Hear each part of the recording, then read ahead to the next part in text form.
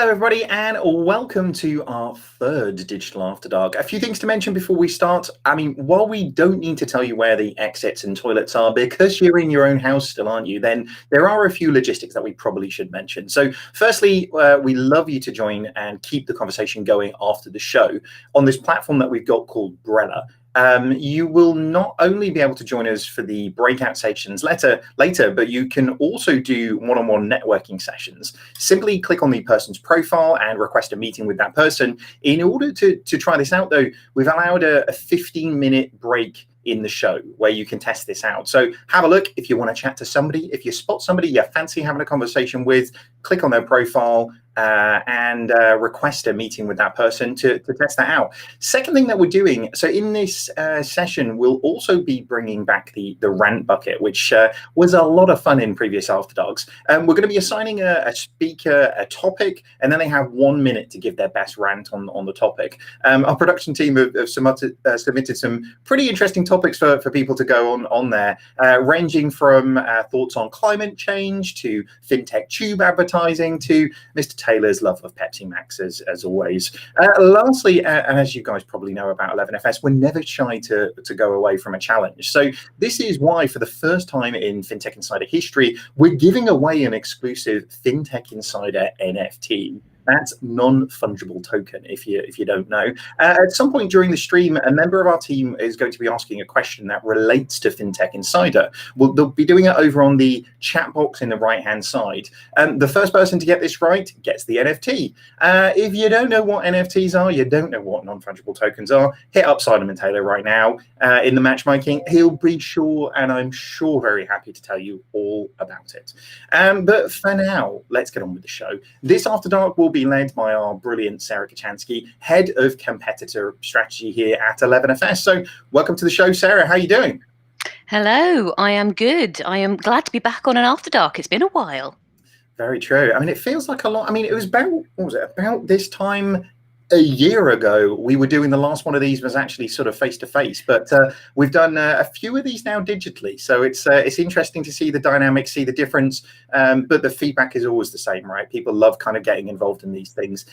Today is very much about After Dark, but obviously, I mean, I say obviously, it's St. Patrick's Day as well. So in honor of this, we want to raise a bit of a glass to our Irish friends and extend our gratitude for spending St. Patrick's Day with us. So thank you very much, everybody, for joining us for this. We do appreciate you taking the time for now, and I'll leave you in the capable hands of Sarah. So Sarah, the mic's over to you. Well, thank you very much. But before we start the show today, we're actually going to share some words from our sponsor, MyTech, who is supporting today's event. So let's hear from them now. Good morning, good afternoon, and good evening, everyone. My name is Adam Desmond, and I am the UK&I Country Manager at MyTech Systems. It's great to be here at another 11FS After Dark event as we start to see the light at the end of the tunnel in a year like no other, one that has seen the rise of technology and the struggle to do business purely online. It truly is the age of digital identity and mass adoption of digital commerce, an age that will remain after the pandemic has ended. MyTech has seen an unprecedented growth across the financial services sector, as the battle to onboard customers is seen as a great barrier and a great opportunity. Working closely with our customers, we have helped build better onboarding experiences, safely proving the identities of those wanting to open new accounts, apply for essential government services, and sign up to marketplaces for online shopping, while also helping to identify and protect against the ever-present fraud risk. As part of the ongoing relationship with 11FS and the Fintech Insider, we are proud to be part of this After Dark event.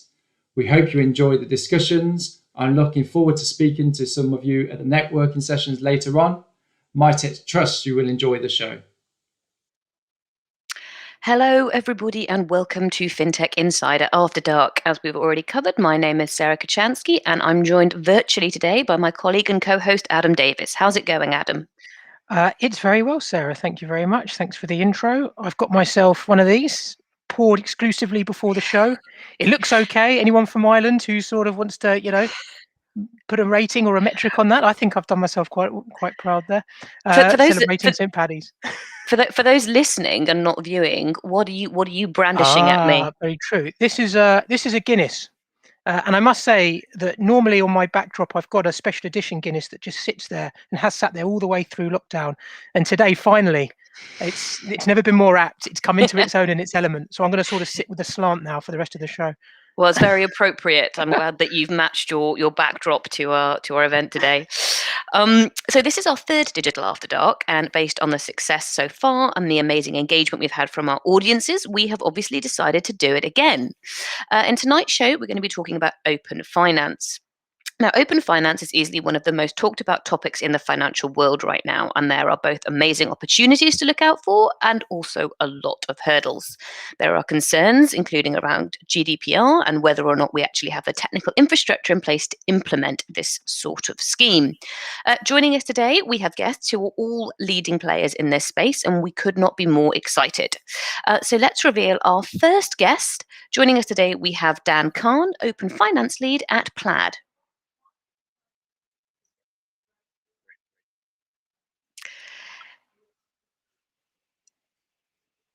Dan, welcome to After Dark. How are you doing today?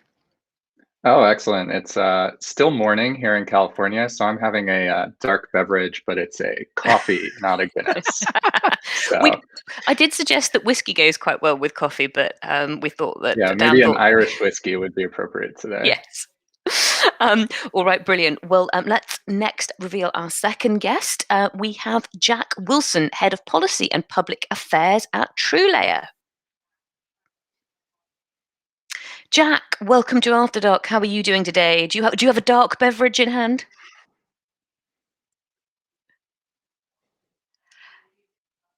Okay.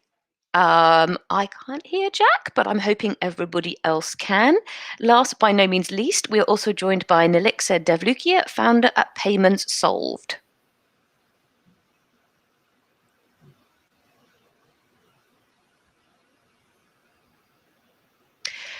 Hi, Sarah. How you doing?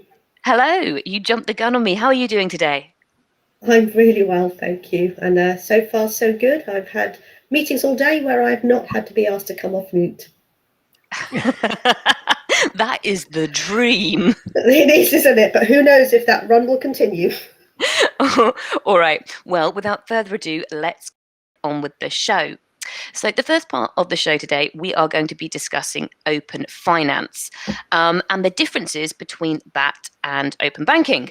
So shall we start off with who wants to give me a really quick overview of the differences between open finance and open banking? I'd love to do that. Go for it. I'm Jack, by the way. My mute was on before. Sorry about that. Do not worry.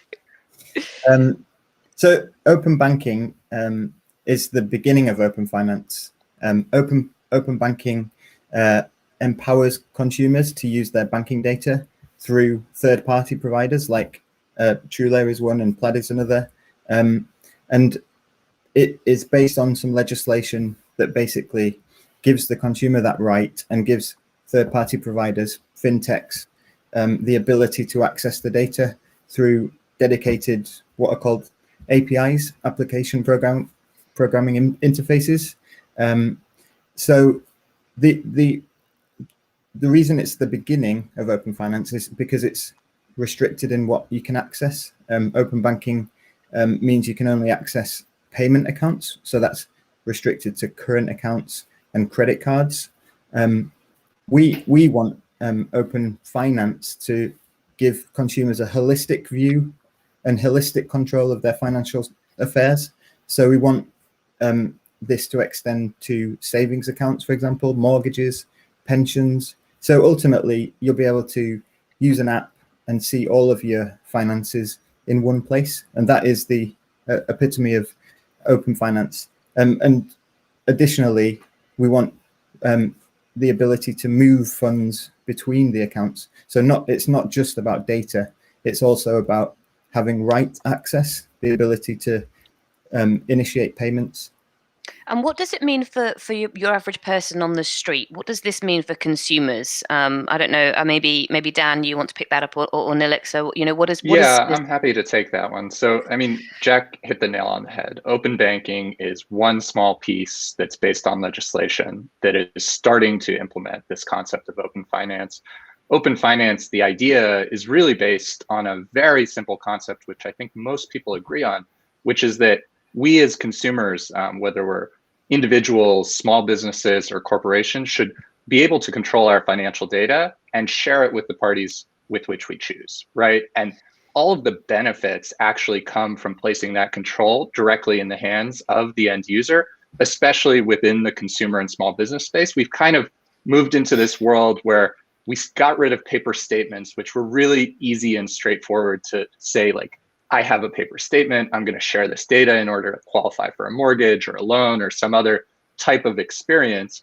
And we moved to this digital world where it seems like the data controllers, the financial institutions, are the ones who actually own the data, but that's wrong. And it's just like a little bit of a quirk of history of how we made that transition from paper to digital. And so open finance is moving back into the world of consumer control, consumers owning their data. And as Jack said, consumers being able to benefit from sharing their data. That's sort of all of the read concepts. And then the write concepts are like being able to make payments on accounts which you own.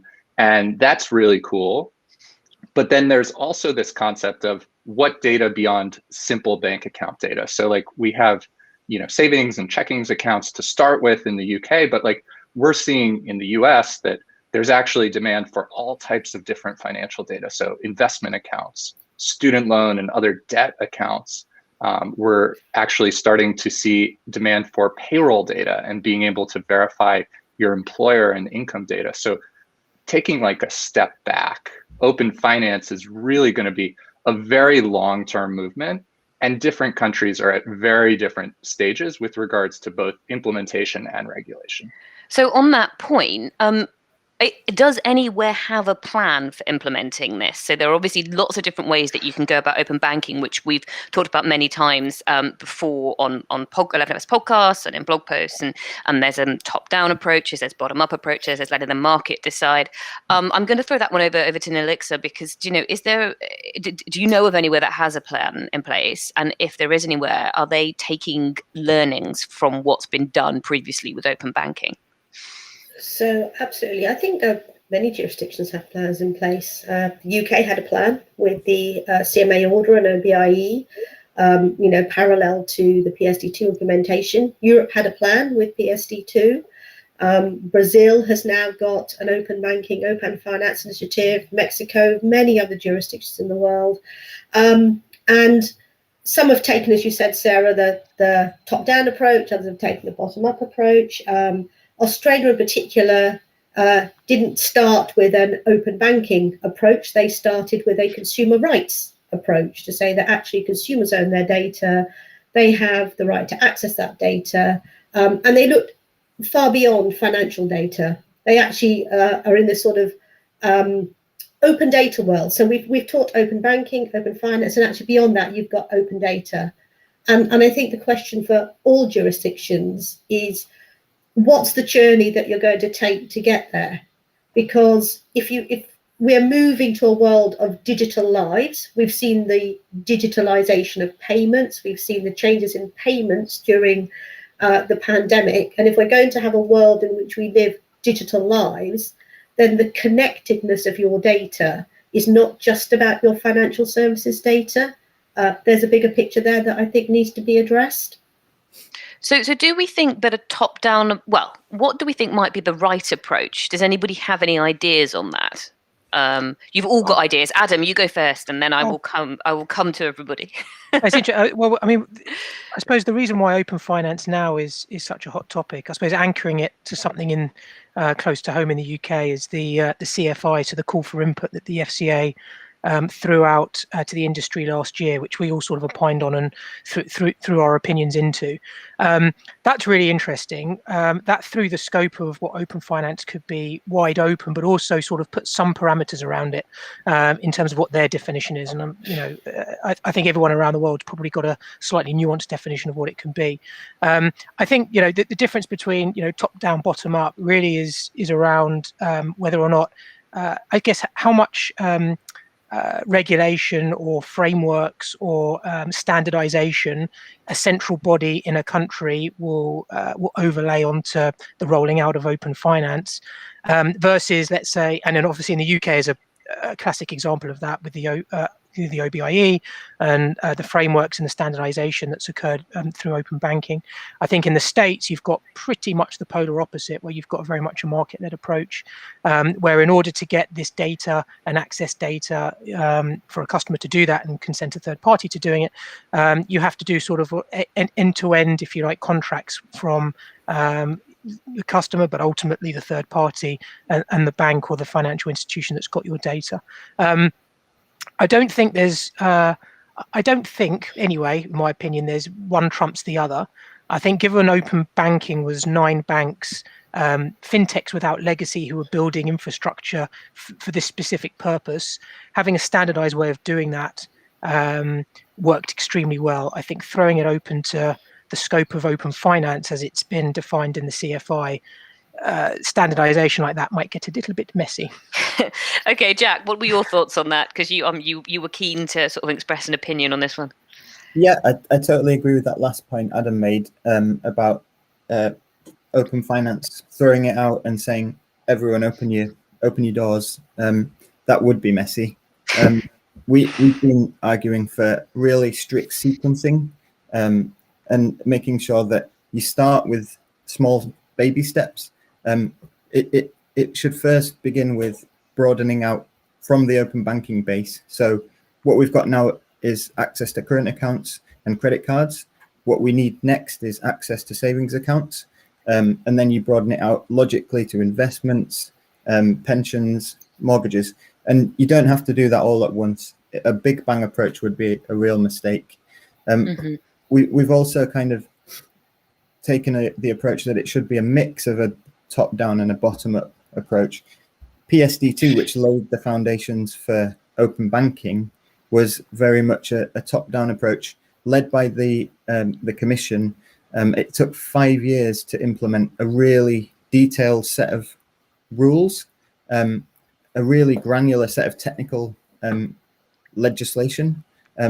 So we think it should start with a principles-led approach where something like the directive says consumers have a right to access their data via third parties, but then it should stop somewhere before it gets to really granular technical rules and say, look, the industry is best placed to collaborate and develop the actual technical standards for doing this. And we think that should be facilitated through something akin to the open banking implementation entity, but something that is broader in remit and scope, but something that still has the kind of the teeth to do what OBIE did to mandate standards and the way that those standards are implemented. Okay, and I think, Dan, just to give you the final word on this one, because you're in a slightly different sort of location, you have a slightly different experience, I suppose, of how open banking has rolled out. Obviously, Plaid is a global entity, but based on, what you've seen. Can you give us just, I suppose, a quick summary of your opinion on this one?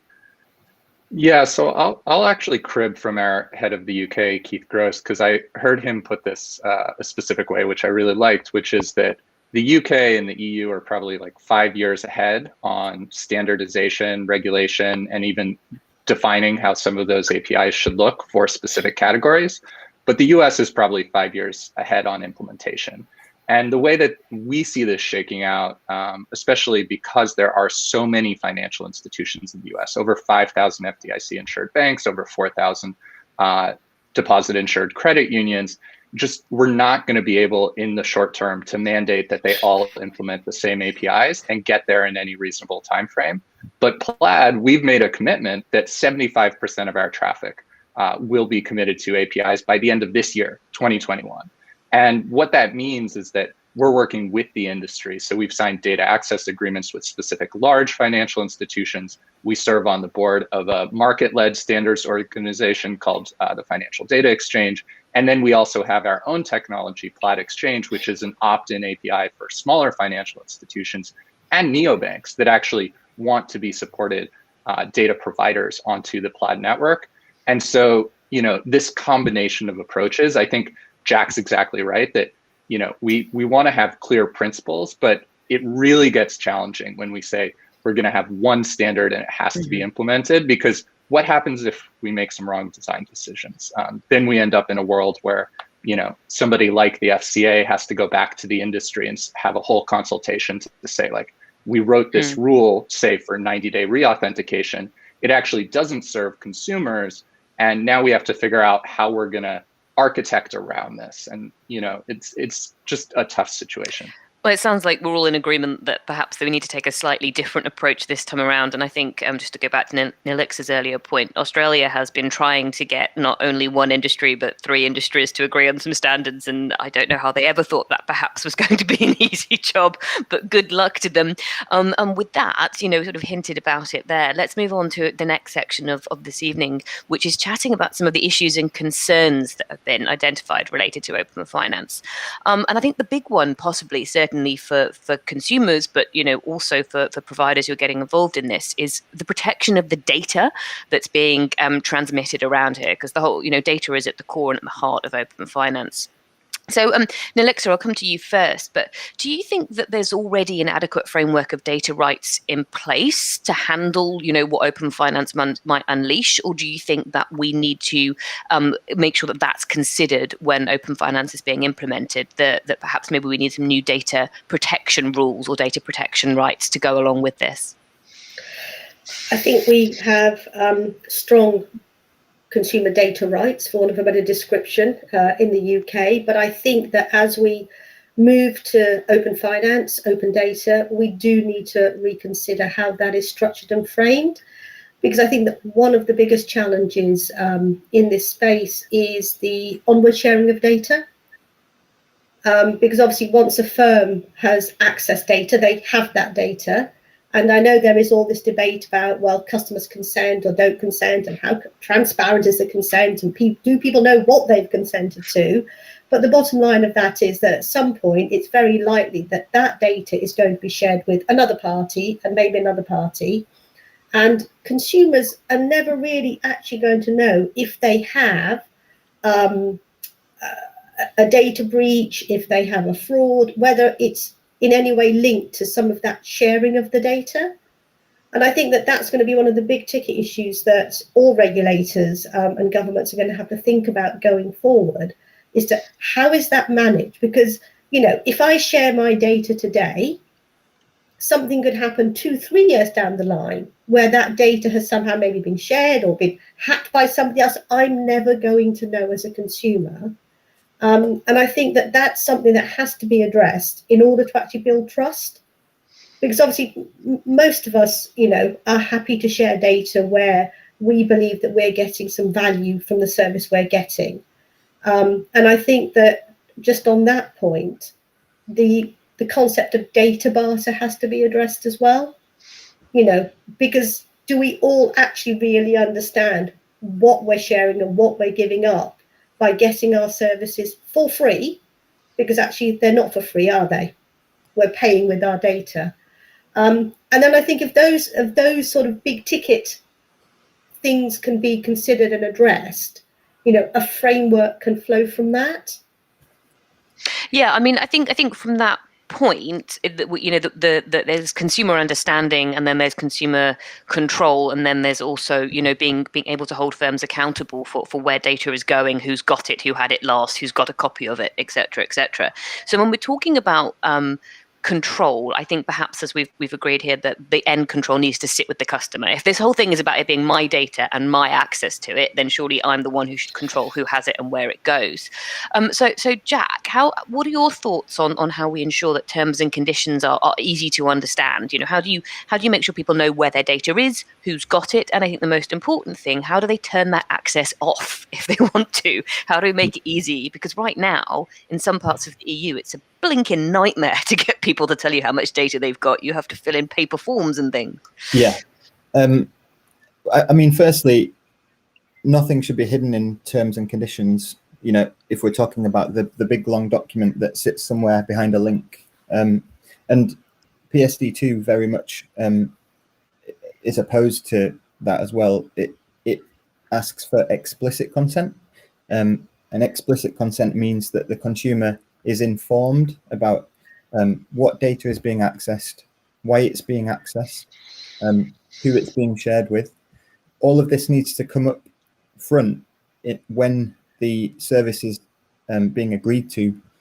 So this is in the face of the consumer, and they have to make an active and informed decision about the data that they're sharing. So none of that information should be hidden in terms and conditions. The point that Nilixa made about onward transmission of data is a very tough one, because obviously PSD2 and GDPR are about empowering consumers to be able to access their data, to retrieve it from the institutions who have traditionally kind of sat on it like a greedy dragon sitting on gold. It's so once the consumer's retrieved it, what happens then? It's kind of out in the wild. That's kind of the perception. But actually, the firms that are tasked with data retrieval, like the fintechs, third-party providers, they have obligations to do that retrieval securely and with consent, and to only act on the instructions of the consumer. So if the consumer instructs a third party to share their data with, like a mortgage provider, for example, or a pension provider, in order to facilitate a different service, then the TPP does that legally, and then the data is passed at the instruction of the customer to that other institution. And that other institution is then the custodian of the data, and they are subject to the really strong rules of GDPR.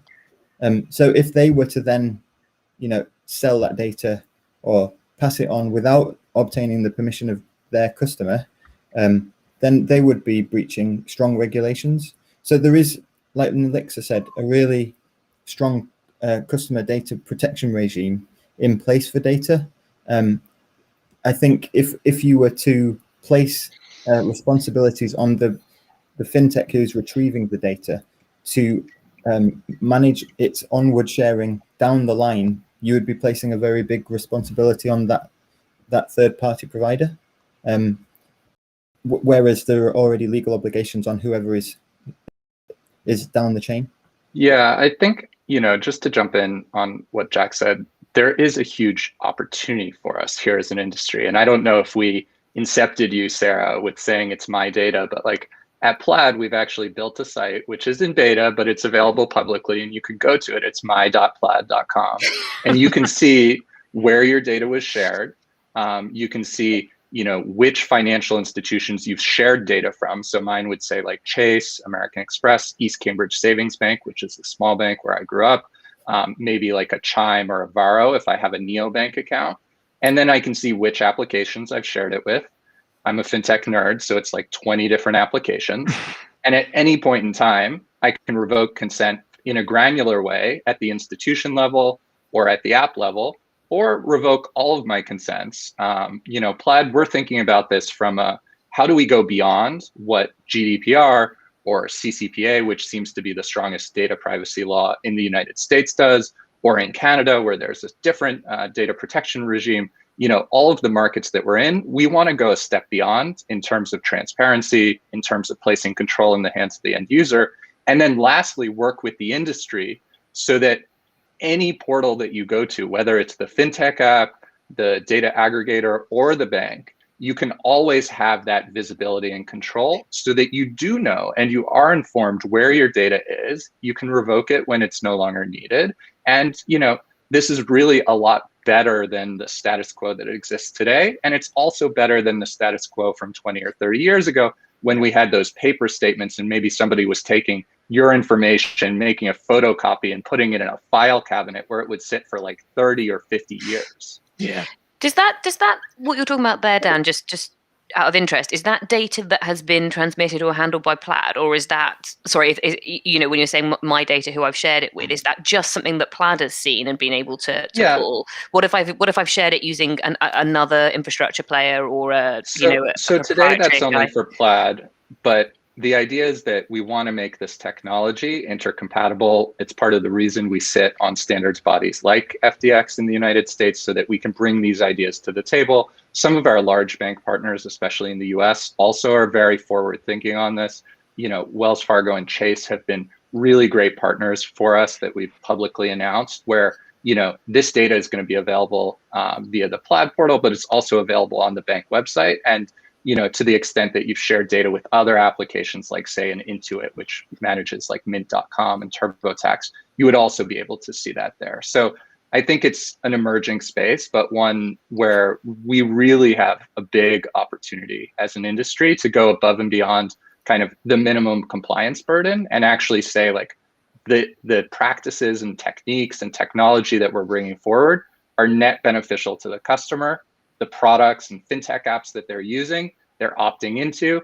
The banks have the equal opportunity to build unique experiences that are really valuable for the customer, and everybody's going to end up better off. It's not like an either or situation. So Nilixa, I mean, do you think that that's good for consumers? Is that reasonable for consumers, or is there something else that you'd like to see happen? Well, I mean, both Dan and Jack are absolutely right in that, consumers, and you yourself said it, consumers can have control, can be given control, but except for the payments nerds like us, who's actually going to do it? This is the sort of balance I think that we need to think about going forward.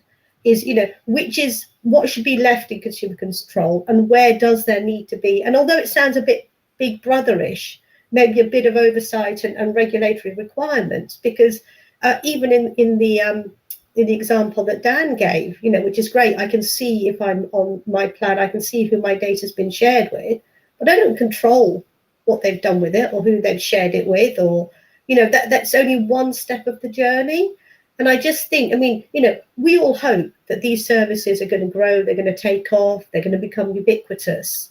But how many consumers, as with all things, you might do it at the beginning where you're not really sure and you want to keep a track of it, but as it becomes the norm, how many people are really going to go in and check and monitor and track? And that's, I think, the real challenge we have going forward. I don't have the answers to how it's balanced, but I think it is going to have to be that balance of consumer control, but also some sort of protections there in the background as well. I mean, it's got to be a balance, and it's tricky to achieve that. I mean, Adam, I'm going to let you have the final word on this section. Is data the biggest hurdle, or do you think there are other things out there that could be more of an issue? I think the consent management is for me is probably the most important, and making that process for a customer to be able to manage their consents usable. Nilixa, you just mentioned, how are we going to get customers, or how are we going to encourage customers to see who they've subscribed to, who they've consented to, etc. There's things like proactive notifications. There's a lot of work that's gone on in terms of like app-to-app redirection, making the whole process just a lot easier to use, if you like. And I think whoever can make, I guess, subscription management from a consent perspective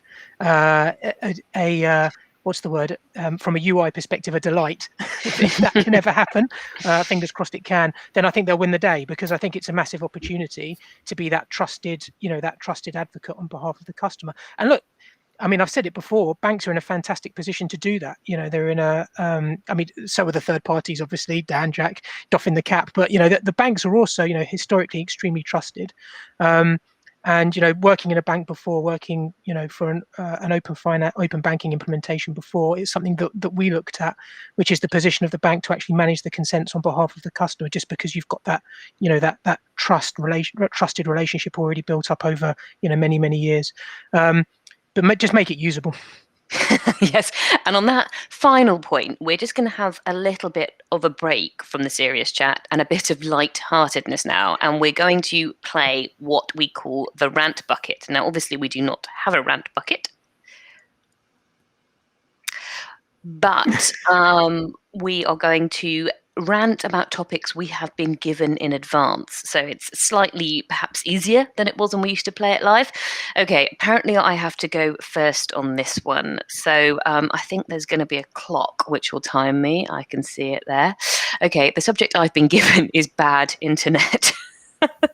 And I think it's one of your specialities, Sarah. Oh yeah, for goodness sake. Okay, so I don't even know where to start. I moved house during the pandemic, like many other people did. My internet provider told me they would move me. It would be seamless. I would turn up. My fiber would come with me. Bear in mind, I moved up the road. Like it takes 15 minutes to walk between my two houses. We got to the new house. Nothing happened. I spent about, in total, 15 hours on the phone to my internet provider over 6 weeks, where they couldn't quite work out what was going on. It turned out that there was no room left in the fiber box. So who knew you have to have a literal wire plugged into a fiber box. So it turns out that there is no fiber for us. There is no copper for us. We are working off hotspots in my household. Now, 2 adults, 2 full-time jobs, many Zoom calls, 2 hotspots equals very expensive and a lot of stress. So my point is, at this moment in history, it should be a part of your human rights to be able to access fiber internet. And that's all I'm going to say. I'm going to put a petition to the government. Like, it is unreasonable that I have to live without a proper internet connection. I'm going to stop there. Very good. Adam, apparently you have to talk about wearing suits. I suspect you have an issue with this, though I have seen a picture of you in a shirt, I think once, possibly. Yeah, I mean, this is so random. I don't really have too much of. I mean, I don't wear a lot of suits, and I haven't worn a suit for years. And you're talking to a man who's done most podcasts in a t-shirt, and I am actually wearing. I can't even lift my leg that high, but pajama bottoms. You can see the check on them now. So I'm literally. This is my work attire. So I'm taking working from home to the next level. I feel for suits. They've had a tough time during the pandemic, and they're not even being worn correctly by those who want to wear them. I remember going on I had another live podcast, and there was a couple of people from an investment bank who were on the panel, and they were both suited and booted from the from the neck down. I asked them to stand up, and suddenly they're just wearing basketball shirts and basketball shorts on underneath. That's not nice to the suit manufacturer, whoever they are.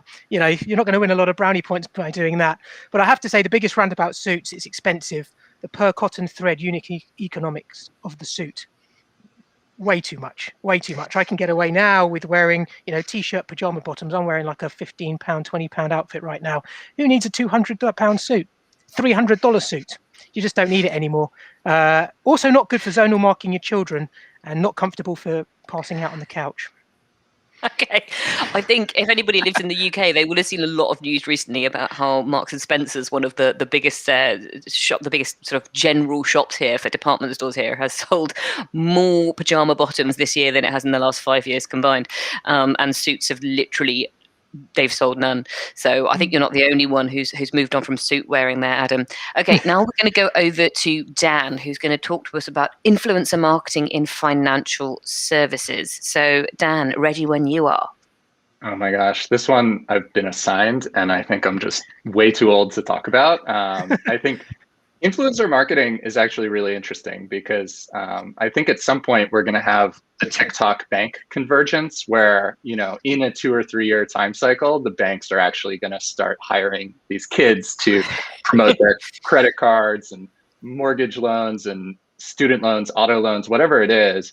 But as of today, I just don't really understand it. I think a lot of our neobank friends are using TikTok influencers to get a lot of customers, but I also just wanted to touch on death of cities, which was my preferred topic. I wasn't sure what I was going to get here. I think cities are going to make a huge comeback in 2020-21. I think the death of cities is way overblown. That's like my personal rant. I think this summer in New York City is going to be one of the greatest summers in the history of New York. And I think all of our big cities, including San Francisco and London, are going to have a big comeback year. So thumbs up for cities. Okay, well, I think there's a fantastic set of episodes on Freakonomics if anybody wants to go and hear more about that. Next up, we have Nilixa, who's going to talk to us about advertising on football shirts. Oh. I think. Mute. Is she on mute? I didn't get that topic. I didn't get through the day without being told I'm on mute. I should rant about that, shouldn't I? So my rant is about advertising on football shirts, and particularly on football shirts that are for children, but grown-up children who have to buy adult shirts, and then they have to buy whatever comes with the advertising. And in particular, my rant is targeted at Norwich City Football Club, because I have 3 boys whom I kit out every year in football paraphernalia. So it's a quite expensive job. And as teenagers, you know, the oldest is now tall enough and large enough, I suppose you'd call it, in order to need an adult size shirt. And I hate the fact that he has to then wear a shirt that advertises gambling. He's not old enough to go and gamble. I don't think that it's appropriate that he should have to wear a shirt that has got gambling advertising on it. I did reach out to Norwich City Football Club to say, is there any alternative? They didn't even answer my Twitter tweet, or they've not come back to me by email. So here's a call out: Norwich City, sort it out. Children should not have to have gambling advertised on their football shirts. I think that's a totally fair rant. I think I'm a big Welsh rugby fan, and for a long time we were sponsored by an insurance company, and I think, you know, it might be slightly less ethically dubious, but how many poor children want to run around with an insurance brand on their front? So so maybe that's something that could be looked at. Yeah, and the kiddie shirts don't have gambling advertising because they're not allowed to. Well, we'll have to start a campaign on that one. But for now, we're going to move over to Jack, who's going to rant about open banking acronyms, and that is something that I can completely sympathise with. Yes, since we're talking about the move from open banking to open finance, this is a plea to the powers that be not to create any new acronyms for open finance. So we're not going to call it OF. We're going to call it open finance. Just to give you a flavor, this is a real geek off, but just to give you a flavor of the daily acronyms that I use or I'm exposed to, we've got AIS, PIS, ASPSP, TPP, TMPNPA, XS2A, TSPs, GDPR, CMA, FCA, PBPII, OBIE, PSD2, PSRs, PSR, API, SCA, RTS, VRP, FAPI, CDR. It's a little bit ridiculous. And you just won the Matrix. I think you've got a rap in there. You've got a rap in you, Jack, I think. I'm not complaining. I mean, it makes payments a very kind of exclusive place to work, because you can only survive if you understand the acronyms. But, you know, open finance, let's talk in plain English. I think we are all able to get on board with that. I think it will benefit everybody involved if we could all talk in language everybody understands. And at that point, we are just going to take a quick 15-minute break. In the meantime, why don't you go and try out the matchmaking feature? You can simply click on a person's profile and suggest a meeting. In the meantime, enjoy yourselves, and we'll be back very shortly.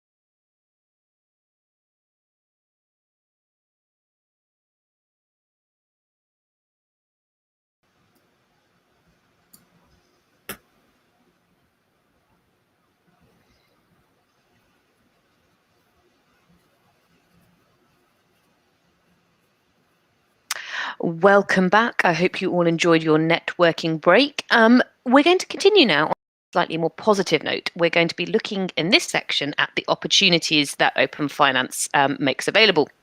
So we're going to start off by kind of a hot topic and one of the opportunities that a lot of potential providers have picked up on, which is the ability for open finance to allow consumers to make more informed decisions based on the fact that they will have a better or a more holistic picture of their financial situation, because they can see it all in one place. They can have access to all that data.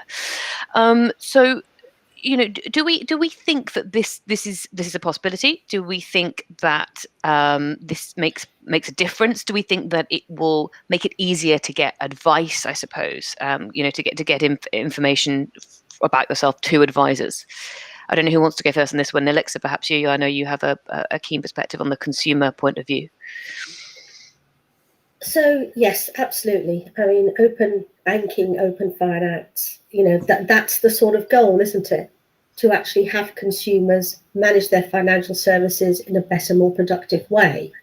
I think, though, that you've always got that curve, haven't you, of those who engage, want to do it, give it a go. It's how are you going to bring those people along who are not so engaged, who are not necessarily going to be, you know, see the benefits that can come from having, you know, this snapshot view, having sort of automated ability to maybe sweep into savings or to put it into investments. And obviously there's all the ancillary products that are already on the market, which allow sort of more retail consumers to actually make investments. But I think that the one thing that we haven't touched upon is that open banking and open finance actually don't in any way, in real terms, solve for financial inclusion. So you're still leaving a segment of the population behind as you go on this journey. And I think there does need to be some thought given to, you know, what more could be done within the open banking space, the open finance space, to actually assist all of or mitigate some of the challenges that exist today in actually bringing forward financial inclusion. Because obviously this is all premised on the fact that people have got digital inclusion as well. But there is an opportunity here. There is an opportunity here for open finance to allow for financial inclusion, right? It could be used that way. It is, I think, at the moment. I mean, I think if you look at you know, credit decision, if you look at financial access, if you look at the decisions that are made by banks' treasury teams and risk departments at banks, just the amalgamation of new data that you get from open banking and then, you know, definitely open finance help those decisions. So, you know, if you're, let's say, an immigrant who's come to the UK with no credit history, you can actually get a financial product relatively quickly, certainly in 10x the speed that you would have done, you know, prior to open banking, just because of the way that you spend. You've got a neobank that you can sign up to in something like a Monzo or a Starling, and you can start actually, you know, feeding your transactions, how much you earn, etc., to that credit provider, you know, be it Credit Kudos and you know, businesses like that have literally made this is their bread and butter. So I think, whilst it's not necessarily financial inclusion in terms of people who don't bank, will they bank? I think it's financial inclusion in terms of opening up new financial products for people that previously just couldn't get them. I think that's exactly right. If we think too narrowly about what financial services is, which really is saying what financial services was in the past, I think it's easy to say, like, this is going to be really hard to improve in the future. But the same way that, like, nobody 10 years ago thought of, like, Shopify as a financial service or fintech app for small businesses that would really help them compete and get off of Amazon or compete with bigger merchants. The same thing is happening with open finance, kind of democratizing that access. And we see this in the US already. So, you know, most of the neobanks, as well as some of the progressive larger banks and even small community banks, actually made available the stimulus funds 5 days earlier.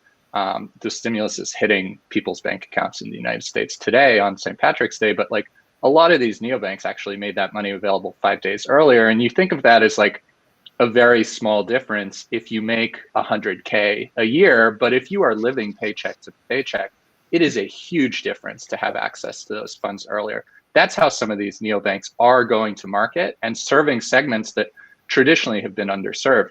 I think on the second point, what is a financial service or where does this data get piped in is going to change dramatically. And we see this both in the UK and in the US market. So things like, loyalty apps like Upside, PFM, whether it's like Clio and Curve in the UK or You Need a Budget in the United States, apps that help you make your rental payments better, like Canopy, Rhino, and Flex in the United States. These are all things that touch on the edge of financial services, but are not pure financial services, right? But they benefit from consumers being able to opt in and proactively share their data.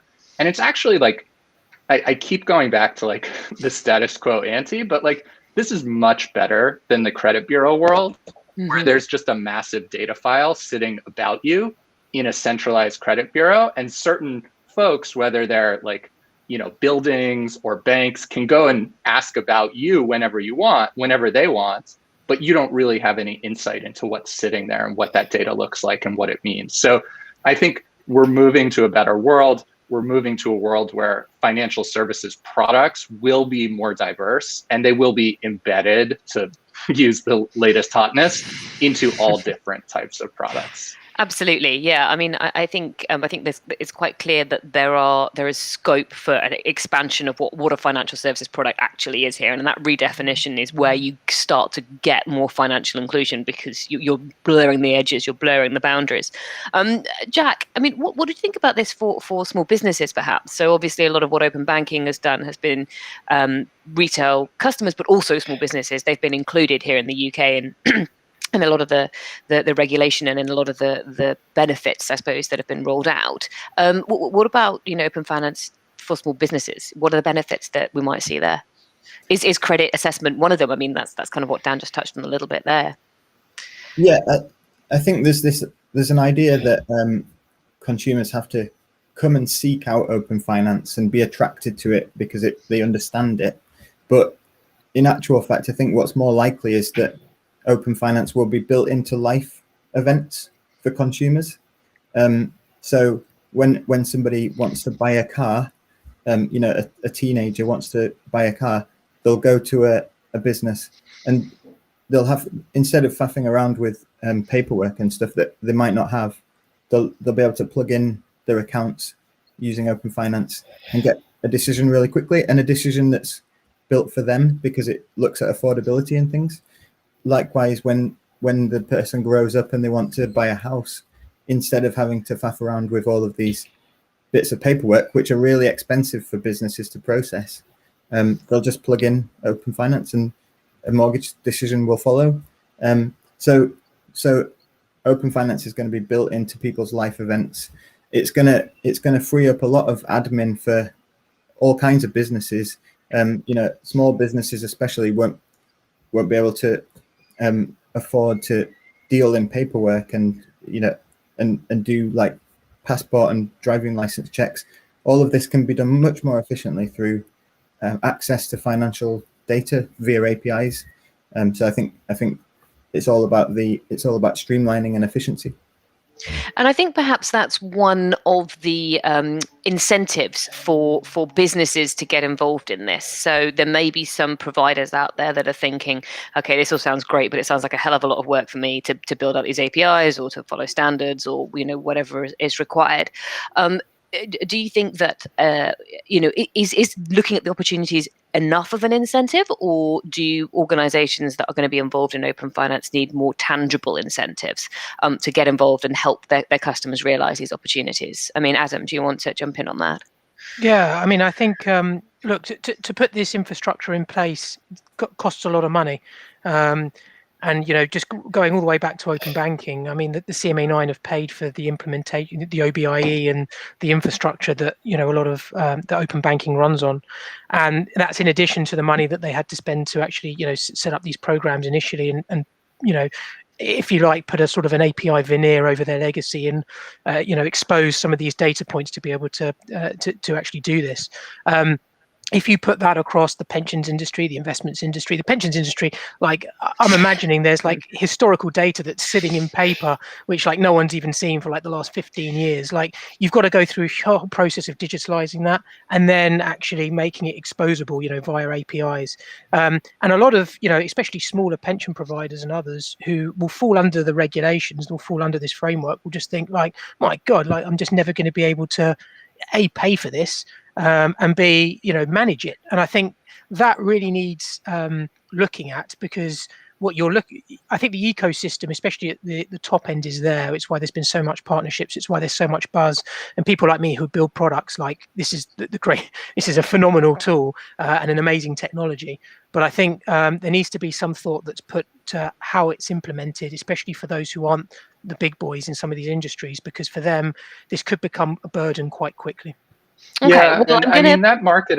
Sorry, I'm gonna just I'm gonna jumping let on the Dan make market his incentive. point, and then I'll be quick. So the market incentive to connect what and Jack were saying is like, as these products and services go directly to people, we've actually done some data studies where we've seen that bank accounts and card accounts that are connected via Plaid see an increase in transaction frequency, an increase in spend, and an increase in direct deposits, which indicates that there is actually like a market incentive to work with open finance, because these are going to be your most active customers and they're going to be doing more things with your account. And therefore you have more opportunities in the future to market your own products and services, just not exclusively your own products and services. Okay, well, I'm going to ask the final question today, which is, should we be excited for open finance? I think Dan has just sort of answered this. I think, Dan, at this point, you've probably got a one-word answer, which is yes.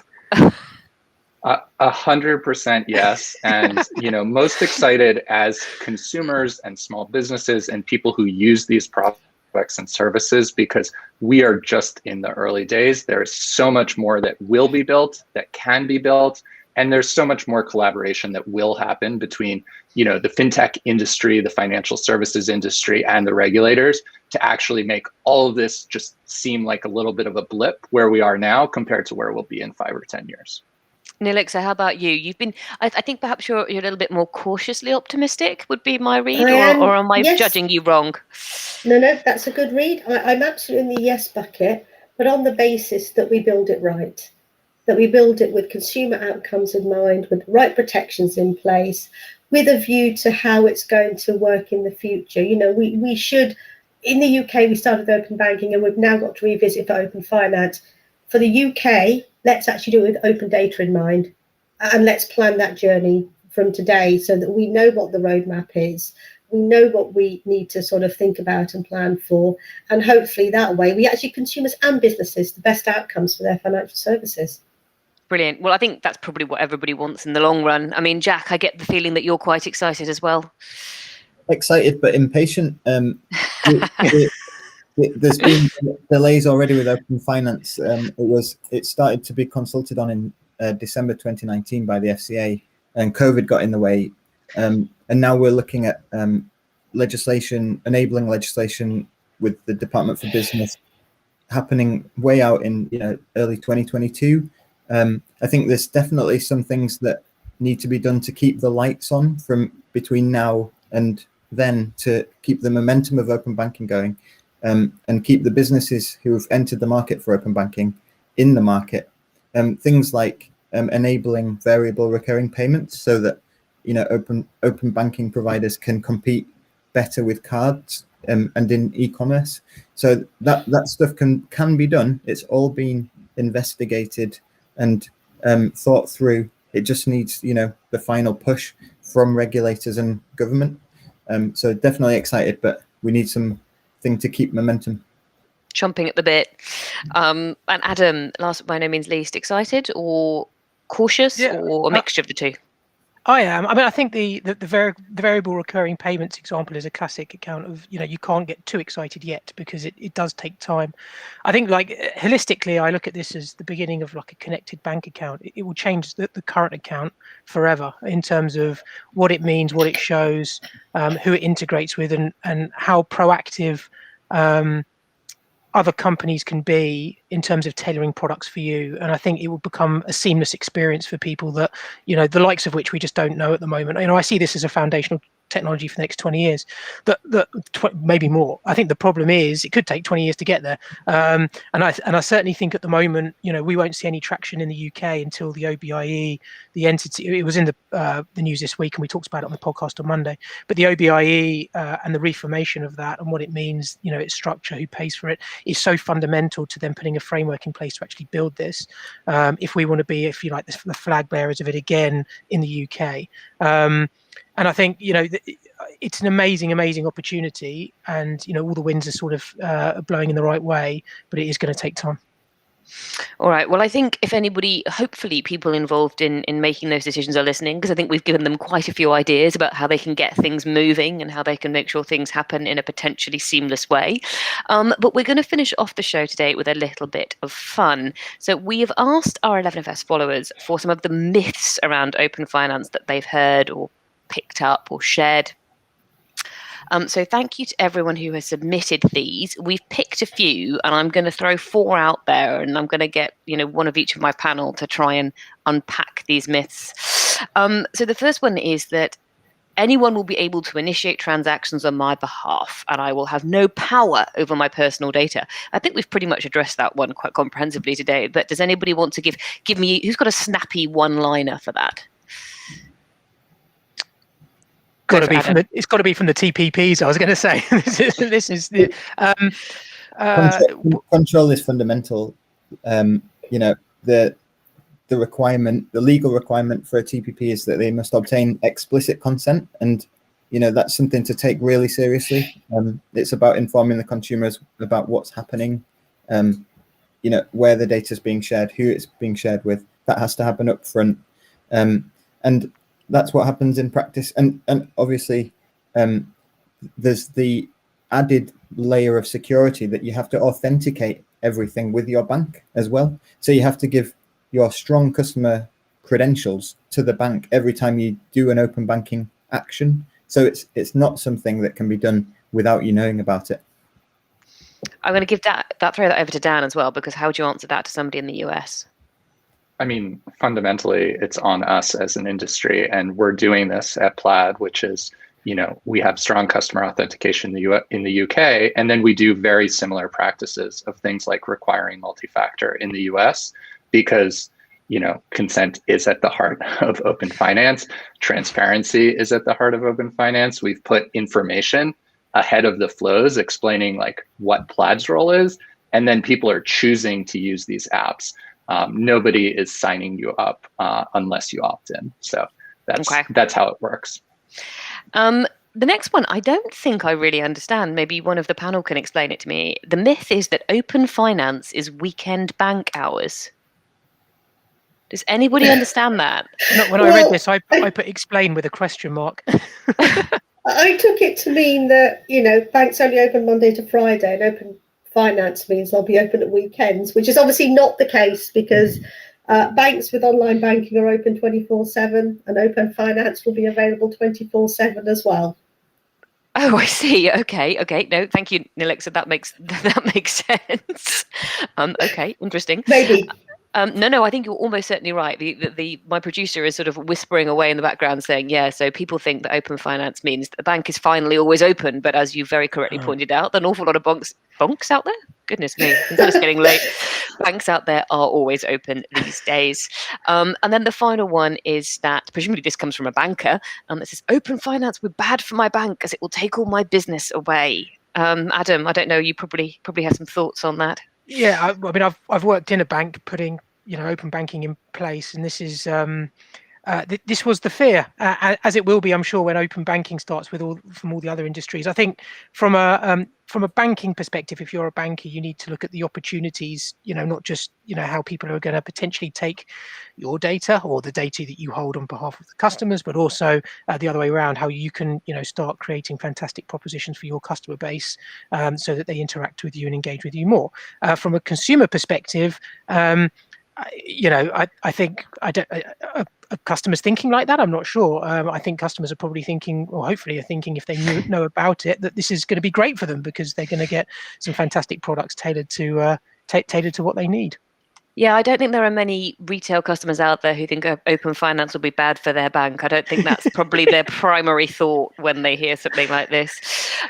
Does anybody else have any thoughts on that one?